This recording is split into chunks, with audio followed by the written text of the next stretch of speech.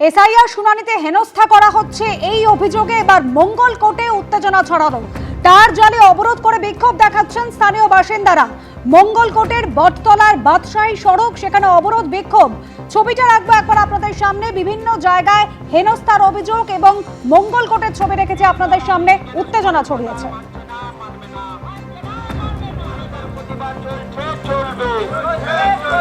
নির্বাচন কমিশন তোমার গদি ছেড়ে বিজেপির ঝান্ডা ধরো, বন্দে মাতরম।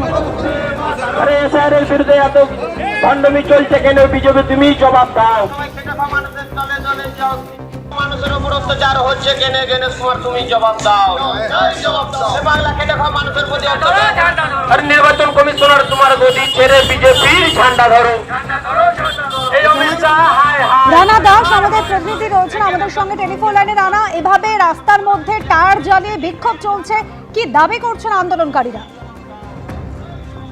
দেখো, তোমাকে প্রথমেই বলে রাখি যে গত দুদিন ধরেই দেখা যাচ্ছে মঙ্গলকোটের বিভিন্ন এলাকাতে পথ অবরোধ চলছে এবং আজকে দেখা গেল যে মঙ্গলকোটের দুটি জায়গায়, একটি হচ্ছে মঙ্গলকোট বটতলা, যেটা বীরভূম বর্ধমান যে রাজ্য সড়ক, সেখানে পথ অবরোধ করে স্থানীয় মানুষজন, এবং আরেকটি হচ্ছে নিগঞ্জ, যেটা কাটোয়া বর্ধমান রোড, সেখানে পথ অবরোধ করে। এই পথ অবরোধকারীদের একটাই বক্তব্য যে তাদের হেনস্থা করা হচ্ছে এসআইআর এর নাম করে। তারা আর সঠিক পরিচয়পত্র দেওয়ার পরেও তাদের শুনানিতে ডাকা হচ্ছে, এবং সেই শুনানিতে ডাকার পরে আর তারা যে কাগজ নিয়ে যাচ্ছে সেগুলো মান্যতা দেওয়া হচ্ছে না, এবং অনেক দূরে গিয়ে শুনানিতে যেতে হচ্ছে এবং সেখানে রাত্রি পর্যন্ত তাদের থাকতে হচ্ছে।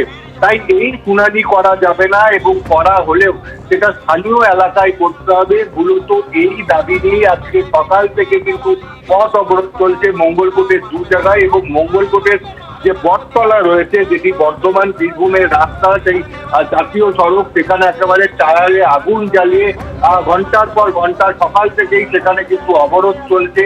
এবং স্থানীয় মানুষজনের যেটা বক্তব্য যে তাদের দাবি যদি না মানা হয় তাহলে কিন্তু এই অবরোধ চলবে, এবং এই অবরোধ পরবর্তীকালে আরো কিন্তু সেটা বড় আকার নেবে। এবং তোমাকে যেমন বললাম যে শুধু বটতলায় নয়, যে নিগঞ্জ রয়েছে বর্ধমান কাটোয়া রোড, সেখানেও কিন্তু অবরোধ চলছে। সেখানেও একই কথা, যে হেনস্থা করা হচ্ছে সাধারণ মানুষকে, ভোটারদের হেনস্থা হচ্ছে এসআইআর এর নামে, সেই কারণেই তাদের এই অবরোধ।